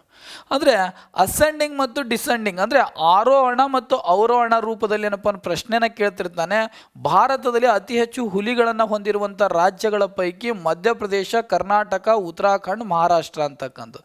ಹಾಗಾದರೆ ಭಾರತದಲ್ಲಿ ಹುಲಿ ಸಂರಕ್ಷಿತ ಪ್ರದೇಶವಾರು ಶ್ರೇಯಾಂಕವನ್ನು ನೋಡಬೇಕಾದ್ರೆ ಭಾರತದಲ್ಲಿ ಅಂತ ಬಂದರೆ ಅತಿ ಹೆಚ್ಚು ಹುಲಿಗಳನ್ನು ಹೊಂದಿರುವಂಥ ಹುಲಿ ಸಂರಕ್ಷಿತ ಪ್ರದೇಶ ಯಾವುದು ಅಂತ ಬಂದರೆ ಈ ಜಿಮ್ ಕಾರ್ಬೆಟ್. 260 ಹುಲಿಗಳು ಕಂಡು ಬರ್ತಾ ಇದ್ದಾವೆ. 2ನೇ ಸ್ಥಾನದಲ್ಲಿ ಯಾವುದು ಅಂತ ಬಂದರೆ ಬಂಡೀಪುರ ಹುಲಿ ಸಂರಕ್ಷಿತ ಪ್ರದೇಶ 150 ಹುಲಿಗಳು ಕಂಡು ಬರ್ತವೆ. ನಾಗರಹೊಳೆ ಇವತ್ತು ಕೊಡಗು ಮತ್ತು ಮೈಸೂರು ಭಾಗದಲ್ಲಿ ಏನಪ್ಪ ಅಂದ್ರೆ ವ್ಯಾಪ್ತಿಯನ್ನು ಹೊಂದಿರುವಂಥ ಹುಲಿ ಸಂರಕ್ಷಿತ ಪ್ರದೇಶ ನಾಗರಹೊಳೆ 141 ಹುಲಿಗಳು ಕಂಡು ಬರ್ತವೆ. ಹಾಗಾದರೆ ಭಾರತದಲ್ಲಿ ಹುಲಿ ಸಂರಕ್ಷಿತ ಪ್ರದೇಶಗಳು ಟೈಗರ್ ರಿಸರ್ವ್ಸ್ ಅಂತ ಕರೀತಾರೆ. 1973 ಏಪ್ರಿಲ್ 1ರಂದು ಹುಲಿ ಯೋಜನೆ ಜಾರಿಗೆ ಬಂದಂಥ ಸಂದರ್ಭದಲ್ಲಿ ಭಾರತದಲ್ಲಿ 9 ಹುಲಿ ಸಂರಕ್ಷಿತ ಪ್ರದೇಶಗಳು ಕಂಡು ಬರ್ತಾ ಇದ್ದು, ಆ 9ರಲ್ಲಿ ಭಾರತದ ಮೊಟ್ಟ ಮೊದಲ ಹುಲಿ ಸಂರಕ್ಷಿತ ಪ್ರದೇಶ ಯಾವುದು ಅಂತ ಬಂದರೆ ಜಿಮ್ ಕಾರ್ಬೆಟ್. ಈ ಜಿಮ್ ಕಾರ್ಬೆಟ್ ಇದೆಯಲ್ಲ ಅವತ್ತು ಉತ್ತರ ಪ್ರದೇಶದಲ್ಲಿ ಭಾಗವಾಗಿತ್ತು. 2000ರಲ್ಲಿ ಏನಾಗುತ್ತೆ, ಉತ್ತರ ಪ್ರದೇಶದಿಂದ ಉತ್ತರಾಖಂಡ್ ಏನಾಗುತ್ತೆ ಪ್ರತ್ಯೇಕ ರಾಜ್ಯವಾದ ಮೇಲೆ ಪ್ರಸ್ತುತ ಜಿಮ್ ಕಾರ್ಬೆಟ್ ಹುಲಿ ಸಂರಕ್ಷಿತ ಪ್ರದೇಶವು ಉತ್ತರಾಖಂಡ್ ರಾಜ್ಯದಲ್ಲಿ ಕಂಡುಬರುತ್ತೆ. ಇದು ಗಂಗಾ ನದಿಯ ಎಡದಂಡೆಯ ಉಪನದಿಯಾದಂಥ ರಾಮಗಂಗಾ ನದಿಯ ದಂಡೆಯ ಮೇಲೆ ಕಂಡುಬರುತ್ತೆ. ಇದಕ್ಕೆ ರಾಮಗಂಗಾ ನ್ಯಾಷನಲ್ ಪಾರ್ಕ್ ಅಂತಕ್ಕಂಥ ಹೆಸರನ್ನು ಕೂಡ ನಾಮಕರಣ ಮಾಡಲಾಗಿದೆ. ಅದೇ ರೀತಿ ಈ ಜಿಮ್ ಕಾರ್ಬೆಟಲ್ಲಿ ಮ್ಯಾನ್ ವರ್ಸಸ್ ವೈಲ್ಡ್ ಅಂತಕ್ಕಂಥ ಕಾರ್ಯಕ್ರಮ ಪ್ರತಿ ವರ್ಷ ಆಯೋಜನೆ ಮಾಡುತ್ತೆ. ಇದಕ್ಕೆ ಹೈಲಿ ನ್ಯಾಷನಲ್ ಪಾರ್ಕ್ ಅಂತಲೂ ಕೂಡ ಕರೆಯಲಾಗುತ್ತೆ. ಯಾವುದು ಜಿಮ್ ಕಾರ್ಬೆಟ್ಗೆ. ಭಾರತದ ಮೊಟ್ಟ ಮೊದಲ ಹುಲಿ ಸಂರಕ್ಷಿತ ಪ್ರದೇಶವೂ ಕೂಡ ಜಿಮ್ ಕಾರ್ಬೆಟ್. ಭಾರತದ ಮೊಟ್ಟ ಮೊದಲ ರಾಷ್ಟ್ರೀಯ ಉದ್ಯಾನವನನೂ ಕೂಡ ಜಿಮ್ ಕಾರ್ಬೆಟ್ ಅಂತಕ್ಕಂಥದ್ದು. ಪ್ರಸ್ತುತ 2022ರ ಹುಲಿ ಗಣತಿಯ ಪ್ರಕಾರ ಭಾರತದಲ್ಲಿ ಅತಿ ಹೆಚ್ಚು ಹುಲಿಗಳನ್ನು ಹೊಂದಿರುವಂಥ ಹುಲಿ ಸಂರಕ್ಷಿತ ಪ್ರದೇಶ ಯಾವುದು ಅಂತ ಬಂದರೆ ಜಿಮ್ ಕಾರ್ಬೆಟ್. ಹಾಗಾದರೆ ಭಾರತದಲ್ಲಿ ಹುಲಿ ಸಂರಕ್ಷಿತ ಪ್ರದೇಶಗಳ ಸಂಖ್ಯೆ 58 ಇದ್ದಾವೆ. ಇತ್ತೀಚೆಗೆ ಮಧ್ಯಪ್ರದೇಶನಲ್ಲಿ ಮಾಧವ್ ರಾಷ್ಟ್ರೀಯ ಉದ್ಯಾನವನ ಇದೆಯಲ್ಲ, ಮಾಧವ್ ಹುಲಿ ಸಂರಕ್ಷಿತ ಪ್ರದೇಶ ಅಂತ ಘೋಷಣೆ ಮಾಡಿದೆ 58ನೇದು. 57ನೇದೇನಂತ ಬಂದರೆ ಅದೇ ಮಧ್ಯಪ್ರದೇಶನಲ್ಲಿ ಕಂಡುಬರುವಂಥ ರತಾಪಾನಿ ಹುಲಿ ಸಂರಕ್ಷಿತ ಪ್ರದೇಶವು ಕೂಡ ಮಧ್ಯಪ್ರದೇಶನಲ್ಲಿದೆ. ಭಾರತದಲ್ಲಿ ಅತಿ ಹೆಚ್ಚು ಹುಲಿ ಸಂರಕ್ಷಿತ ಪ್ರದೇಶಗಳನ್ನು ಹೊಂದಿರುವಂಥ ರಾಜ್ಯ ಯಾವುದು ಅಂತ ಬಂದರೆ ಮಧ್ಯಪ್ರದೇಶನಲ್ಲಿ 9 ಹುಲಿ ಸಂರಕ್ಷಿತ ಪ್ರದೇಶಗಳು ಕಂಡುಬರ್ತವೆ. ಅದಕ್ಕೆ ಪ್ರಶ್ನೆಯನ್ನು ಕೇಳ್ತಾನೆ, ಫಿಲಿಬಿಟ್ ಅಂತಕ್ಕಂಥ ಹುಲಿ ಸಂರಕ್ಷಿತ ಪ್ರದೇಶ ಎಲ್ಲಿ ಕಂಡುಬರುತ್ತೆ ಅಂತ ಕೇಳಿದ್ರೆ ಉತ್ತರ ಪ್ರದೇಶನಲ್ಲಿ. ಸತ್ಕೋಶಿಯಾ ಹುಲಿ ಸಂರಕ್ಷಿತ ಪ್ರದೇಶ ಒಡಿಸ್ಸಾದಲ್ಲಿ. ಪೇರಿಯಾರ್ ಹುಲಿ ಸಂರಕ್ಷಿತ ಪ್ರದೇಶ ಕೇರಳದಲ್ಲಿ. ಅದೇ ರೀತಿ ಬೋರ್ ಹುಲಿ ಸಂರಕ್ಷಿತ ಪ್ರದೇಶ ಮಹಾರಾಷ್ಟ್ರ. ಅಮರಾಬಾದ್ ಹುಲಿ ಸಂರಕ್ಷಿತ ಪ್ರದೇಶ ತೆಲಂಗಾಣ. ಶ್ರೀಶೈಲಂ ನಾಗಾರ್ಜುನ ಹುಲಿ ಸಂರಕ್ಷಿತ ಪ್ರದೇಶ ಆಂಧ್ರ ಪ್ರದೇಶನಲ್ಲಿ. ದಂಪಾ ಹುಲಿ ಸಂರಕ್ಷಿತ ಪ್ರದೇಶ ಮಿಜೋರಾಮು. ಸುಂದರ್ಬನ್ ಹುಲಿ ಸಂರಕ್ಷಿತ ಪ್ರದೇಶ ವೆಸ್ಟ್ ಬೆಂಗಾಲ್. ಕಮಲಾಂಗ್ ಹುಲಿ ಸಂರಕ್ಷಿತ ಪ್ರದೇಶ ಅರುಣಾಚಲ ಪ್ರದೇಶ. ಅದೇ ರೀತಿ ಇಲ್ಲಿ ಮಧ್ಯಪ್ರದೇಶನಲ್ಲಿ ಅತಿ ಹೆಚ್ಚು ಹುಲಿ ಸಂರಕ್ಷಿತ ಪ್ರದೇಶಗಳು ಏನಪ್ಪ ಕಂಡು ಬರ್ತವೆ, ಇಲ್ಲಿ ಬರ್ತವೆ. ವನ್ಯಜೀವಿ ಕಾಯ್ದೆ 1972ರ ಕಾಯ್ದೆ ಅನುಗುಣವಾಗಿ ವಿಸ್ತೀರ್ಣದಲ್ಲಿ ಅತಿ ಹೆಚ್ಚು ಹುಲಿ ಸಂರಕ್ಷಿತ ಅತಿ ಹೆಚ್ಚು ವಿಸ್ತೀರ್ಣ ಹೊಂದಿರುವಂಥ ಭಾರತದ ಅತಿ ದೊಡ್ಡ ಹುಲಿ ಸಂರಕ್ಷಿತ ಪ್ರದೇಶ ಆಂಧ್ರ ಪ್ರದೇಶದ ನೆಲ್ಲಮಲ್ಲ ಫಾರೆಸ್ಟ್ನಲ್ಲಿ ಕಂಡುಬರುವಂಥ ಶ್ರೀಶೈಲಂ ನಾಗಾರ್ಜುನ ಅಂತಕ್ಕಂಥ ಹುಲಿ ಸಂರಕ್ಷಿತ ಪ್ರದೇಶ ವಿಸ್ತೀರ್ಣದಲ್ಲಿ ಅತಿ ದೊಡ್ಡದಾದಂಥ ಹುಲಿ ಸಂರಕ್ಷಿತ ಪ್ರದೇಶ. ವಿಸ್ತೀರ್ಣದ ಕೋರ್ ಮತ್ತು ಬಫರ್ ಎರಡನ್ನು ಒಳಗೊಂಡು ವಿಸ್ತೀರ್ಣದಲ್ಲಿ ಅತ್ಯಂತ ದೊಡ್ಡದಾದಂಥ ಹುಲಿ ಸಂರಕ್ಷಿತ ಪ್ರದೇಶ ಆಂಧ್ರ ಪ್ರದೇಶದ ಶ್ರೀಶೈಲಂ ನಾಗಾರ್ಜುನ. ಅದೇ ರೀತಿ ವಿಸ್ತೀರ್ಣದಲ್ಲಿ ಅತ್ಯಂತ ಚಿಕ್ಕದಾದಂಥ ಹುಲಿ ಸಂರಕ್ಷಿತ ಪ್ರದೇಶ ಮಹಾರಾಷ್ಟ್ರದ ಬೋರ್. ಅರಣ್ಯ ಹಕ್ಕು ಕಾಯ್ದೆ 2006ರ ಅಡಿಯಲ್ಲಿ ಬರೀ ಕೋರ್ ರೀಸನ್ ಅಂದರೆ ಕೇಂದ್ರದ ವಲಯದಲ್ಲಿ ವಿಸ್ತೀರ್ಣದಲ್ಲಿ ಅತ್ಯಂತ ದೊಡ್ಡದಾದಂಥ ಹುಲಿ ಸಂರಕ್ಷಿತ ಪ್ರದೇಶ ಶ್ರೀಶೈಲಂ ನಾಗಾರ್ಜುನ. ಅದಕ್ಕೆ ಕ್ರಿಟಿಕಲ್ ಟೈಗರ್ ಹ್ಯಾಬಿಟೈಟ್ ಅಂತ ಕರೀತಾರೆ. ಕೇಂದ್ರ ವಲಯದಲ್ಲಿ ಅತ್ಯಂತ ಚಿಕ್ಕ ವಿಸ್ತೀರ್ಣ ಹೊಂದಿರುವಂಥ ಹುಲಿ ಸಂರಕ್ಷಿತ ಪ್ರದೇಶ ಆಸಾಮಿನ ಓರಾಂಗ್ ಅಂತಕ್ಕಂಥ ಹುಲಿ ಸಂರಕ್ಷಿತ ಪ್ರದೇಶ. ಯಾವುದು ಅತ್ಯಂತ ಚಿಕ್ಕ ನಿರ್ಣಾಯಕ ಹುಲಿ ಆವಾಸಸ್ಥಾನ ಯಾವುದು ಅಂತ ಬಂದರೆ ಓರಾಂಗ್ ಅಂತಕ್ಕಂಥದ್ದು. ಇದನ್ನು ಕೂಡ ಪ್ರಶ್ನೆಯನ್ನು ಕೇಳುತ್ತಾರೆ. ಅಂದರೆ ಈ ಸುಂದರ್ಬನ್ಸ್ ಅಂತ ಇದೆಯಲ್ಲ, ಪಶ್ಚಿಮ ಬಂಗಾಳದ ಸುಂದರ್ಬನ್ಸ್ ಅಂತಕ್ಕಂಥದ್ದು ಬ್ರಹ್ಮಪುತ್ರ ಮತ್ತು ಗಂಗಾ ನದಿಯ ನದಿಮುಖಜ ಭೂಮಿ. ಇದೊಂದು ಜೈವಿಕ ಧಾಮ, ಹುಲಿ ಸಂರಕ್ಷಿತ ಪ್ರದೇಶ, ರಾಷ್ಟ್ರೀಯ ಉದ್ಯಾನವನ. ಈ ಸುಂದರ್ಬನ್ಸ್ನಲ್ಲಿ ಯುನೆಸ್ಕೋದ ಪಾರಂಪರಿಕ ಪಟ್ಟಿಗೆ ಸ್ಥಾನವಾಗಿದೆ. ಇಲ್ಲಿ ಮ್ಯಾಂಗ್ರೋ ಅರಣ್ಯಗಳು, ಉಪ್ಪು ನೀರಿನ ಮೊಸಳೆಗಳು ಕಂಡು ಬರ್ತವೆ. ಇಲ್ಲಿ ಜೌಗು ಹುಲಿಗಳಿಗೆ ಹೆಸರುವಾಸಿಯಾಗಿದೆ. ಯಾವ ಹುಲಿಗಳಿಗೆ? ಜೌಗು ಹುಲಿಗಳು ಎಲ್ಲಿ ಕಂಡು ಬರ್ತಾವಂತ ಬಂದರೆ ಸುಂದರ್ಬನ್ಸ್ ಅಂತಕ್ಕಂತಹ ಹುಲಿ ಸಂರಕ್ಷಿತ ಪ್ರದೇಶದಲ್ಲಿ.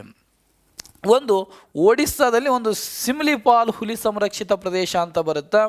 ಇಲ್ಲಿ ಅಪರೂಪದ ಕಪ್ಪು ಹುಲಿಗಳು, ಮೆಲಾನಿಸ್ಟಿಕ್ ಟೈಗರ್ಸ್ಗಳು ಕಂಡು ಬರುವ ವಿಶ್ವದ ಏಕೈಕ ತಾಣ ಯಾವುದು ಅಂತ ಬಂದರೆ ಒಡಿಸ್ಸಾದ ಸಿಮ್ಲಿಪಾಲ್ ಹುಲಿ ಸಂರಕ್ಷಿತ ಪ್ರದೇಶ. ಈ ಸಿಮ್ಲಿಪಾಲ್ ಹುಲಿ ಸಂರಕ್ಷಿತ ಪ್ರದೇಶದಲ್ಲಿ ಮ್ಯಾಂಗ್ರೋ ಅರಣ್ಯಗಳು ಕಂಡು ಬರ್ತವೆ. ಇದರ ಪಕ್ಕದಲ್ಲಿ ಏನಪ್ಪ ಅಂದ್ರೆ ಗಹೀರ್ ಮಾತಾ ಅಂತಕ್ಕಂಥ ಸ್ಥಳದಲ್ಲಿ ಆಲಿವ್ ರಿಡ್ಲೆ ಮೊಟ್ಟೆಗಳನ್ನು ಏನಪ್ಪ ಅಂತ ಬಂದರೆ ಆಮೆಗಳ ಸಂತಾನ ವೃದ್ಧಿ ಕೇಂದ್ರಗಳಾಗಿ ಮಾರ್ಪಟ್ಟಿದ್ದಾವೆ. ಕಪ್ಪು ಹುಲಿಗಳು ಕಂಡು ಬರುವ ವಿಶ್ವದ ಏಕೈಕ ತಾಣ ಯಾವುದು ಅಂತ ಬಂದರೆ ಒಡಿಸ್ಸಾದ ಸಿಮ್ಲಿಪಾಲ್. ಇತ್ತೀಚೆಗೆ ಮತ್ತೆ ಒಂದು ಟ್ರಾನ್ಸ್ಲೊಕೇಟ್ ಅಥವಾ ಸ್ಥಳಾಂತರ ಮಾಡಿದ್ದಾರೆ ಹುಲಿಯನ್ನು. 2018ರಲ್ಲಿ ಮೊಟ್ಟ ಮೊದಲ ಬಾರಿಗೆ ಹುಲಿಗಳ ಸಂಖ್ಯೆಯನ್ನು ದ್ವಿಗುಣ ಮಾಡಬೇಕು, ಹುಲಿಗಳ ಸಂಖ್ಯೆಯನ್ನು ಹೆಚ್ಚಿಸುವ ಸಲುವಾಗಿ ಮಧ್ಯಪ್ರದೇಶದ ಕನ್ಹಾ ಮತ್ತು ಬಂಧವಗಢ್ ಅಂತ ಬರುತ್ತೆ. ಮಧ್ಯಪ್ರದೇಶದ ಬಂಧವಗಢ್ ಹುಲಿ ಸಂರಕ್ಷಿತ ಪ್ರದೇಶದಲ್ಲಿ ಬಿಳಿ ಹುಲಿಗಳು ಕಂಡು ಬರ್ತವೆ. ಇಲ್ಲಿಂದ ಒಡಿಸ್ಸಾದ ಒಳಗಡೆ ಒಂದು ಸತ್ಕೋಶಿಯಾ ಅಂತಕ್ಕಂಥ ಹುಲಿ ಸಂರಕ್ಷಿತ ಪ್ರದೇಶ ಇದೆ.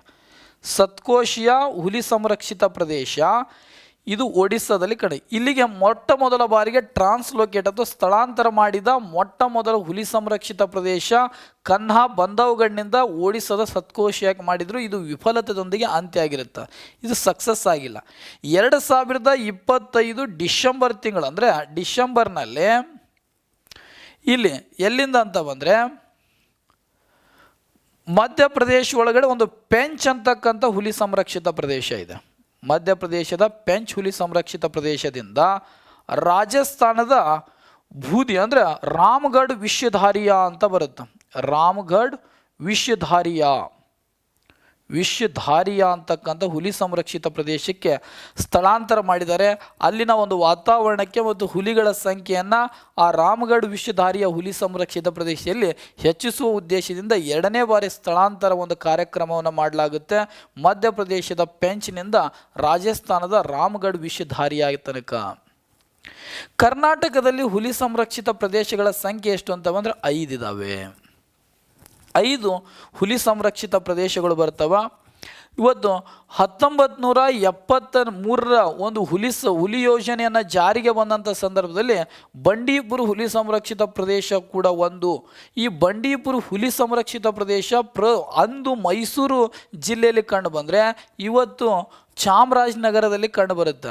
ಈ ಬಂಡೀಪುರ ಹುಲಿ ಸಂರಕ್ಷಿತ ಪ್ರದೇಶ ಇದೆಯಲ್ಲ, ಬಂಡೀಪುರ ಇದೆಯಲ್ಲ, 3 ನದಿಗಳು ಹರಿತಾವೆ. ಅಂದರೆ ಬಂಡೀಪುರ ಹುಲಿ ಸಂರಕ್ಷಿತ ಪ್ರದೇಶದ ಮೇಲೆ ಕಬಿನಿ ನದಿ, ಮಧ್ಯದಲ್ಲಿ ನುಗು ನದಿ, ದಕ್ಷಿಣದಲ್ಲಿ ಯಾವುದು ಅಂತ ಬಂದರೆ ಮೋಯಾರ್ ನದಿ ಅಂತಕ್ಕಂಥ. ಕರ್ನಾಟಕ ಮತ್ತು ತಮಿಳುನಾಡನ್ನು ಬೇರ್ಪಡಿಸುವಂಥ ನದಿ ಮೋಯಾರ್ ನದಿ.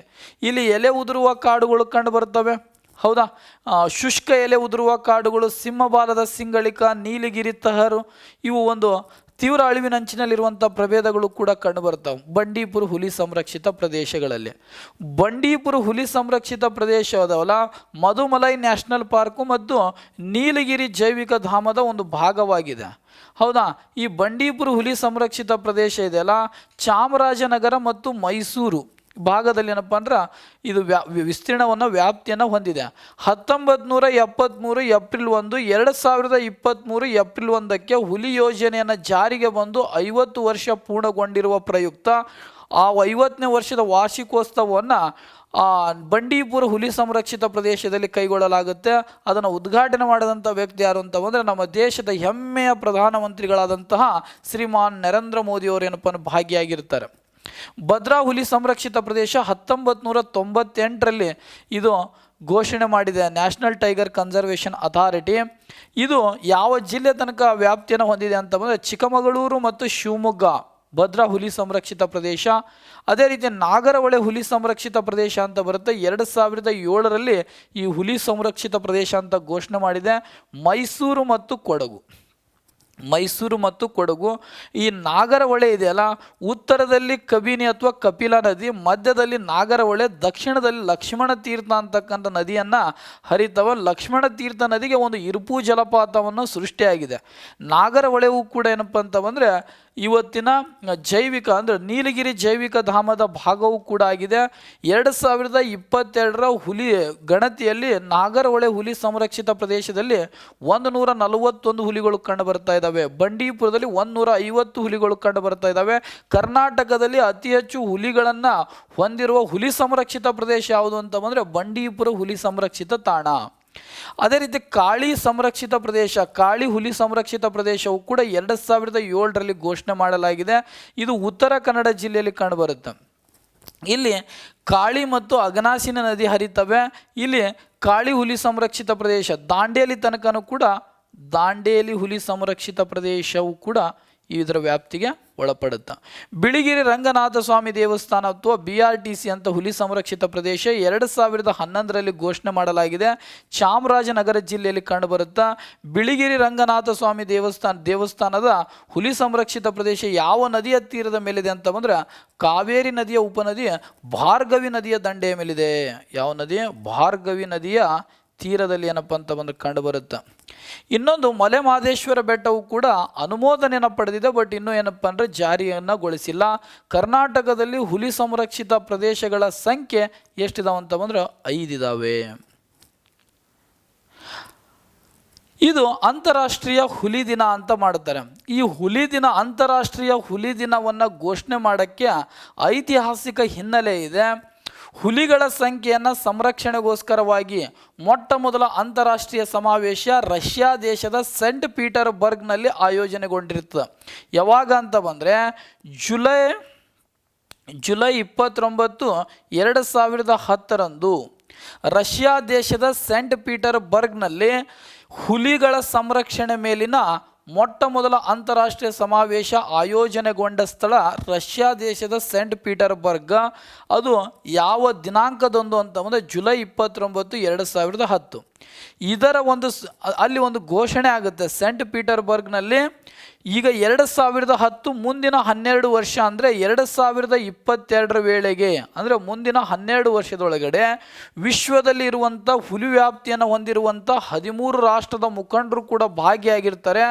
ಈ ವಿಶ್ವದಲ್ಲಿ ಅಥವಾ ಜಗತ್ತಿನಲ್ಲಿ ಪ್ರಸ್ತುತ ಹುಲಿಗಳ ಸಂಖ್ಯೆಯನ್ನು ಮಾಡಬೇಕು. ಮುಂದಿನ 12 ವರ್ಷ ಅಂದರೆ 2022ರ ವೇಳೆಗೆ ಹುಲಿಗಳ ಸಂಖ್ಯೆಯನ್ನು ದ್ವಿಗುಣವನ್ನುಗೊಳಿಸಬೇಕು. ಅದರ ಜೊತೆಗೆ ಹುಲಿಗಳ ಜೊತೆಗೆ ಹಿಮಚಿರತೆಗಳ ಸಂಖ್ಯೆಯನ್ನು ಕೂಡ ದ್ವಿಗುಣಗೊಳಿಸಬೇಕು ಎಂದು ಒಂದು ಐತಿಹಾಸಿಕವಾದಂಥ ಘೋಷಣೆ ಆಗುತ್ತೆ. ಅದೇ ಸೆಂಟ್ ಪೀಟರ್ಬರ್ಗ್ ಘೋಷಣೆ. ಪ್ರಶ್ನೆನ ಕೇಳ್ತಾರೆ, ಸೆಂಟ್ ಪೀಟರ್ಬರ್ಗ್ ಘೋಷಣೆ ಯಾವುದಕ್ಕೆ ಸಂಬಂಧಿಸಿದೆ ಅಂತ ಕೇಳ್ತಾರೆ. ಹುಲಿ ಮತ್ತು ಹಿಮಚಿರತೆಗಳಿಗೆ ಸಂಬಂಧಿಸಿದೆ.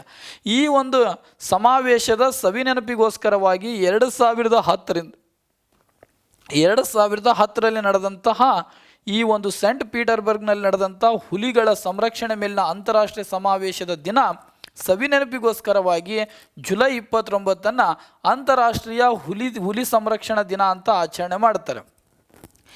2025 ಜುಲೈ 29ಕ್ಕೆ ಅಂತಾರಾಷ್ಟ್ರೀಯ ಹುಲಿ ದಿನ ಇಡೀ ಜಗತ್ತಿನ ತುಂಬೆಲ್ಲ ಆಚರಣೆ ಮಾಡ್ತಾರೆ. 2010ರಲ್ಲಿ ನಡೆದಂಥ ರಷ್ಯಾದ ಸೆಂಟ್ ಪೀಟರ್ಬರ್ಗ್ನಲ್ಲಿ ನಡೆದ ಹುಲಿ ಸಭೆಯ ಒಂದು ಅಂಗವಾಗಿ ಹುಲಿ ದಿನವನ್ನು ಪ್ರತಿ ವರ್ಷ ಆಚರಣೆ ಮಾಡೋಕ್ಕೆ ನಿರ್ಧಾರ ಮಾಡುತ್ತಾರೆ. ಈ ಸಭೆಯಲ್ಲಿ ಅಂತ ಬಂದರೆ ಸೆಂಟ್ ಪೀಟರ್ಬರ್ಗ್ನ ಶೃಂಗಸಭೆಯಲ್ಲಿ ಹುಲಿ ವ್ಯಾಪ್ತಿಯನ್ನು ಹೊಂದಿರುವಂಥ 13 ದೇಶಗಳು ಬರ್ತಾವೆ. ಇವತ್ತು Bharat, China, Nepal, Bangla, Bhutan, Myanmar, Thailand, Vietnam, Cambodia, Indonesia, ಹೀಗೆ 13 ದೇಶಗಳಲ್ಲಿ ಏನಪ್ಪ ಅಂತ ಬಂದರೆ ಹುಲಿಗಳ ಸಂಖ್ಯೆ ಅಂದರೆ 2010 ಮುಂದಿನ 12 ವರ್ಷ ಅಂದರೆ 2022ರ ವೇಳೆಗೆ ಹುಲಿಗಳ ಸಂಖ್ಯೆಯನ್ನು ಮಾಡಬೇಕು, ದ್ವಿಗುಣಗೊಳಿಸಬೇಕು. ಟೈಗರ್ ಇಂಟು 2 ಅಂತಕ್ಕಂತಹ ಒಂದು ಜಾಗತಿಕ ಗುರಿಯೊಂದಿಗೆ ಈ ಹುಲಿಗಳ ಸಂಖ್ಯೆ ದ್ವಿಗುಣಗೊಳಿಸಬೇಕಂತ ಒಂದು ಘೋಷಣೆ ಮಾಡ್ತಾರೆ. ಅದೇ ಸೆಂಟ್ ಪೀಟರ್ಬರ್ಗ್ ಘೋಷಣೆ ಅಂತ ಕರೀತಾರೆ. ಹಾಗೆ ಇದರ ಒಂದು ಅಂಗವಾಗಿ world wide fund for nature ಅಂತಕ್ಕಂಥ ಅಂದರೆ world wide fund for nature ಅಂತಕ್ಕಂಥ ಸಂಸ್ಥೆಯನ್ನು ಮಾಡ್ತಾರೆ. ಟೈಗರ್ ಇಂಟು 2 ಅಂತಕ್ಕಂಥ ಒಂದು ಜಗತ್ತಿನ ತುಂಬೆಲ್ಲ ಅಭಿಯಾನವನ್ನು ಪ್ರಾರಂಭ ಮಾಡುತ್ತಾ T*2 ಅಂತಕ್ಕಂಥ ಅಂದರೆ ಟೈಗರ್ ಇಂಟು 2 ಅಂತಕ್ಕಂಥ ಪ್ರಶಸ್ತಿಯನ್ನು ಪಡೆದ ದೇಶ ಇತ್ತೀಚೆಗೆ ನೇಪಾಳ ಪಡೆದಿದೆ.